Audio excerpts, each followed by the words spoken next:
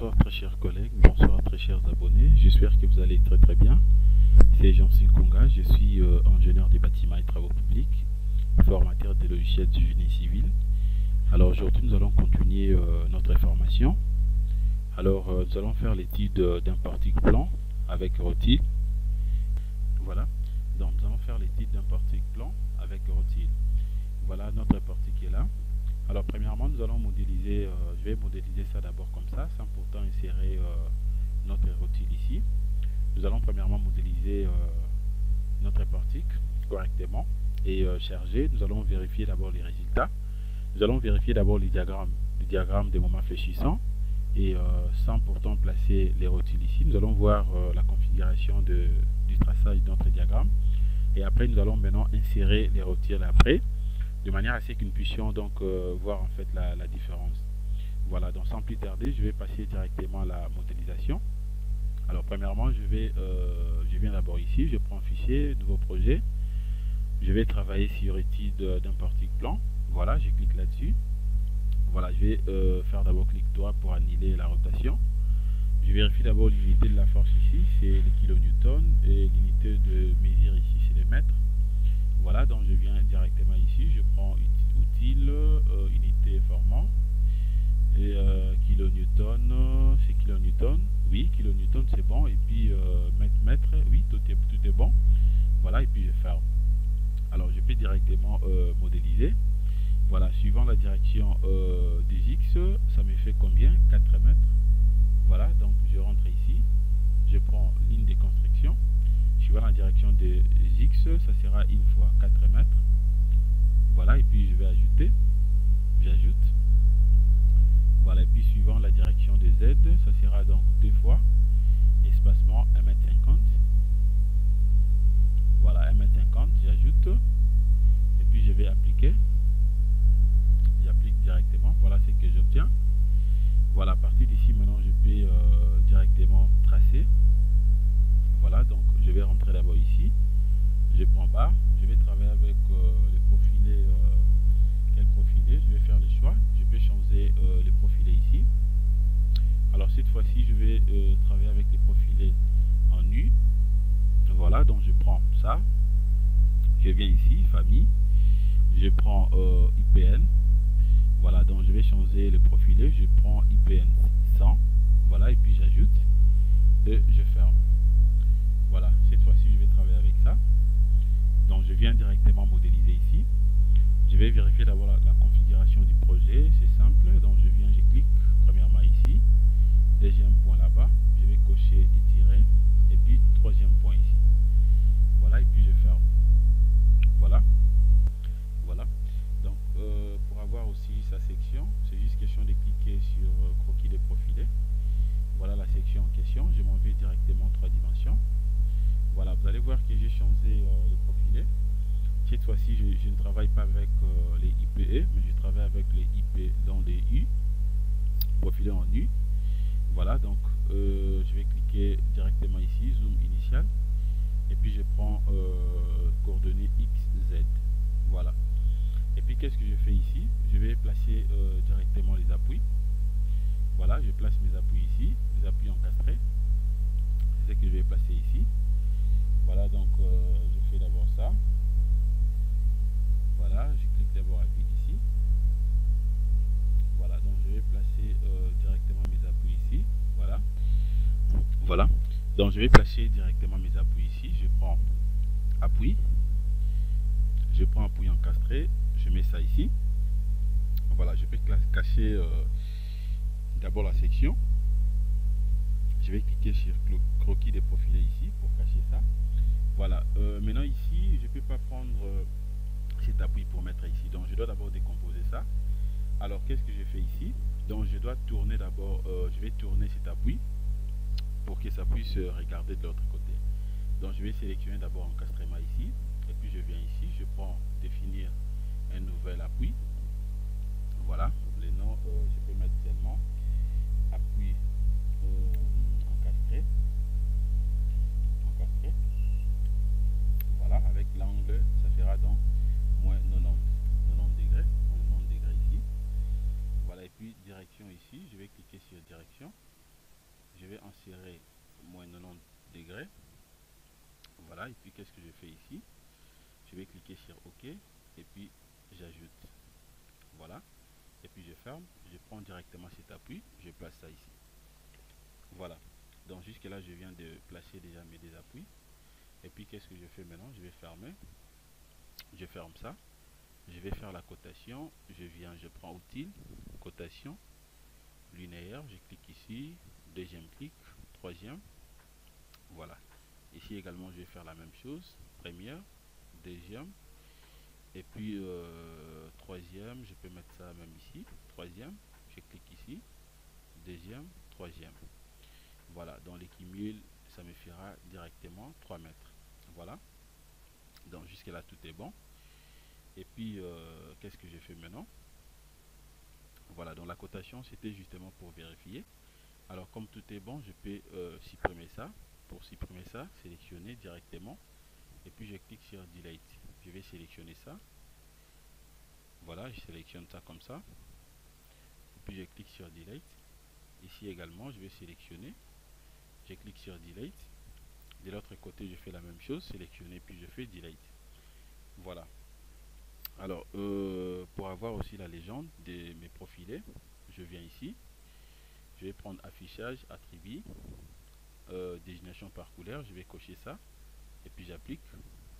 Voilà, je viens d'obtenir directement la légende de profilés IP et 100. Voilà. Alors, je peux cacher d'abord la section. Voilà. Alors, maintenant, qu'est-ce que je fais ici? À ce niveau, maintenant, je peux directement charger. Donc, je peux directement charger le portique en question. Alors, je viens maintenant ici. Je vais cliquer sur cas de charge. Je prends cas de charge. Alors, et j'avais dit que le poids propre sera considéré. Alors, comme je vais considérer aussi les poids propres, ça dépend. Je peux soit faire ceci.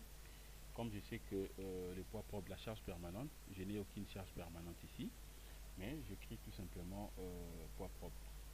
Voilà, poids propre. Ça dépend des projets. Par rapport à ces projets, je dis que le poids propre sera pris en compte. Et puis je vais ajouter. J'ajoute. Et puis légèrement, je vais prendre charge d'exploitation ici. L'exploitation, je mets tout simplement qui. J'ajoute également.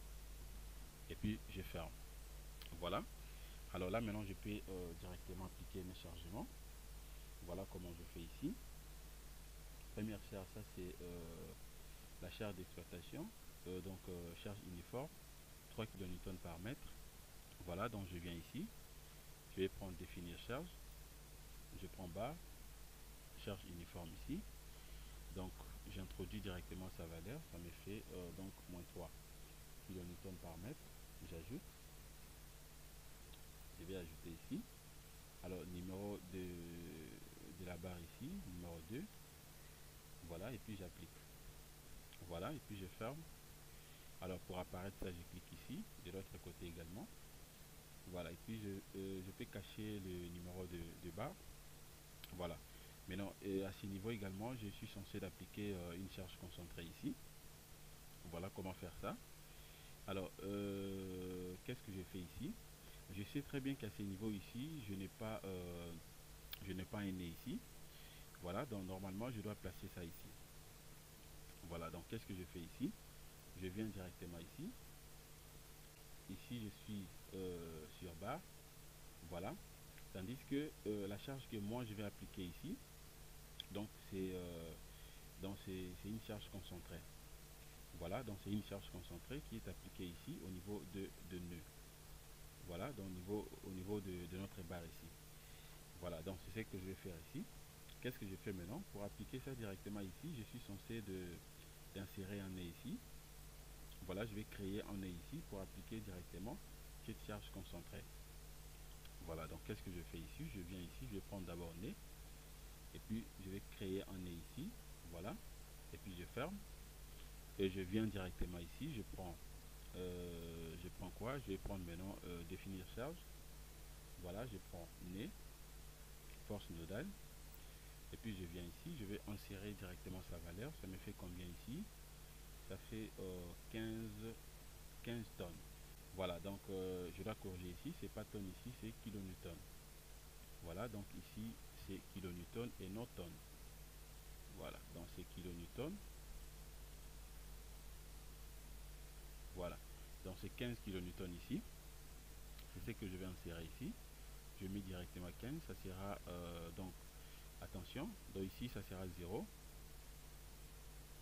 Ça sera 0. Donc c'est suivant la direction des x. Suivant la direction des x. Donc je viens ici, je vais mettre tout simplement 15 ici. Voilà, et puis je vais ajouter, j'ajoute et je viens appliquer ça directement ici. Voilà, et puis je ferme. Voilà, donc je viens de modéliser correctement donc les portiques. Alors qu'est-ce que je fais maintenant? À ce niveau, je peux directement lancer les calculs. Avant de lancer les calculs, je vais vérifier d'abord la structure. Je prends analyse, vérifier structure. Voilà, nœud isolé ici. Voilà. Alors à partir d'ici maintenant, j'ai la possibilité de supprimer les nœuds isolés. Voilà, donc modèle de calcul, nombre d'erreurs 0, nombre d'avertissement 1, présence de nœuds isolés. Je viens double-cliquer ici, je clique sur vérifier. Voilà, donc je viens maintenant ici, j'ai la possibilité de sélectionner le nœud numéro 4. Et puis qu'est-ce que je fais? Je fais directement delete. Voilà, lorsque vous faites delete ici, vous allez donc supprimer directement le nœud. Alors comme je n'ai pas besoin de supprimer ça, puisque c'est un nœud que j'ai créé. C'est un nœud que j'ai créé justement pour appliquer donc notre charge, charge concentrée ici. Donc je le fais exprès. Et puis qu'est-ce que je fais maintenant? Voilà. Voilà, qu'est-ce que je fais maintenant? Je vais lancer les calculs. N'oubliez pas que le nœud que j'ai inséré ici, c'est par rapport au projet. C'est par rapport à notre portique. Donc ici, à ce niveau ici, nous avons un nœud. Voilà, ici nous avons un nœud, mais tandis qu'ici, nous avons donc, il y a un rotule ici. Donc je n'ai pas encore inséré donc les rotules. Mais le nœud, j'ai déjà inséré le nœud. Voilà, et puis je peux lancer les calculs. Je viens directement calculer. Voilà. Alors je vais directement vérifier le diagramme de moment fléchissant. Je viens directement ici, je prends résultat, diagramme bar. Je vais cocher moment fléchissant. J'applique. Voilà. Donc j'obtiens directement le diagramme de moment fléchissant. Voilà le diagramme de moment fléchissant que je viens d'obtenir ici. Voilà, donc je peux venir ici, je prends d'abord paramètres, je vais cocher description, différencier, et puis je prends uniforme et j'applique. Voilà le diagramme de moment fléchissant que je viens d'obtenir tout à l'heure. Voilà. Alors qu'est-ce que je fais maintenant? Vous allez remarquer ici que je vais insérer maintenant les rotules. Voilà. Voilà. Donc je viens d'obtenir directement les diagrammes de moment fléchissant. Alors à partir d'ici maintenant, qu'est-ce que je fais? Les diagrammes de moment fléchissant que j'ai obtenu ici, c'est après avoir modélisé donc les portiques. Voilà.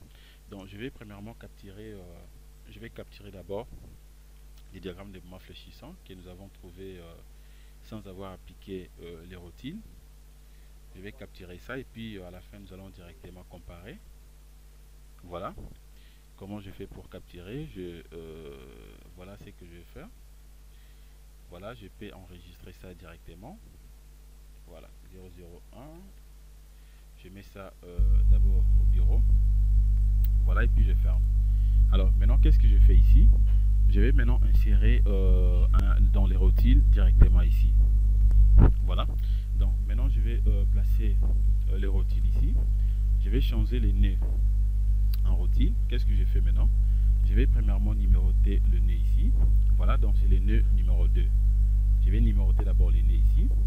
Et je vais essayer un peu de zoomer un tout petit peu pour sélectionner d'abord ces nœuds. Voilà, le nœud est sélectionné. Vous allez remarquer que le nœud est sélectionné, c'est en couleur verte. Alors, pour comprendre que le nœud est sélectionné, observez ici à gauche.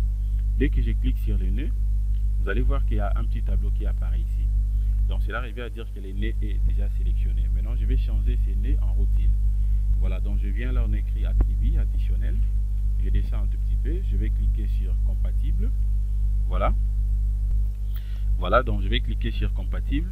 Je clique sur compatible. Je viens directement ici. Mode d'affectation, je vais cocher automatique. Voilà, directement, le logiciel reconnaît les numéros de nœuds sélectionnés. Et puis, je viens directement appliquer ici. Il y a un message qui apparaît. Cette opération peut modifier la base de données contenant les informations sur la structure. Elle peut également changer les résultats des calculs et non actuels. Voulez-vous continuer? Oui, j'accepte oui. C'est ce que je veux. Je clique sur oui. Voilà, donc je viens d'insérer directement les routines. Je viens d'insérer les routines et puis je peux fermer. Qu'est-ce que je fais maintenant? Je peux relancer les calculs. Je relance les calculs. Voilà. Et puis je peux maintenant refaire dans la vérification. Voilà, je vais essayer un peu de dézoomer ça. Voilà, je peux dézoomer ça comme ça. Voilà. Observez maintenant. Observez maintenant le diagramme de moment fléchissant ici. Je peux faire ceci. Voilà. Voilà. Donc après avoir appliqué, donc changé les nœuds en routine, voici le diagramme de moment fléchissant que je viens d'obtenir. Voilà, donc je peux également capturer ça. Et nous allons maintenant comparer les deux diagrammes des moments. Je vais capturer aussi ça. Je prends capture. Capture plein écran. Voilà, je vais directement l'enregistrer aussi. Toujours au bureau. 0002. Je prends toujours au bureau. Et puis je ferme. Voilà, nous allons maintenant comparer les deux diagrammes que nous avons trouvés. Voilà, premièrement, je vais prendre d'abord les diagrammes. Voilà, je prends d'abord les diagrammes. Les premiers diagrammes qu'on avait trouvés sans avoir appliqué notre routine. Et deuxième diagramme, c'est ça. Voilà, après avoir inséré notre routine. Observez, vous allez voir que le premier diagramme, voilà, je peux prendre ça. Voilà, le premier diagramme, observez à ces niveaux. Je peux prendre crayon, je vais modifier. Voilà, observez à ces niveaux. Voilà, donc ça c'est les premiers diagrammes qu'on avait trouvés sans avoir inséré notre routine à ces niveaux. Voilà les diagrammes. Donc c'est à dire que donc nous avons les diagrammes dans les deux sens, ici et de l'autre côté. Mais tandis qu'après avoir inséré notre routine, voilà la modification. Voilà, donc c'est complètement différent, c'est vraiment différent.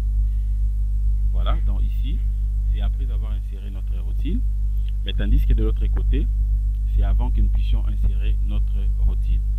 Donc voilà, donc c'était juste pour vous montrer comment est-ce que vous pouvez donc changer en routine au moment où vous êtes en train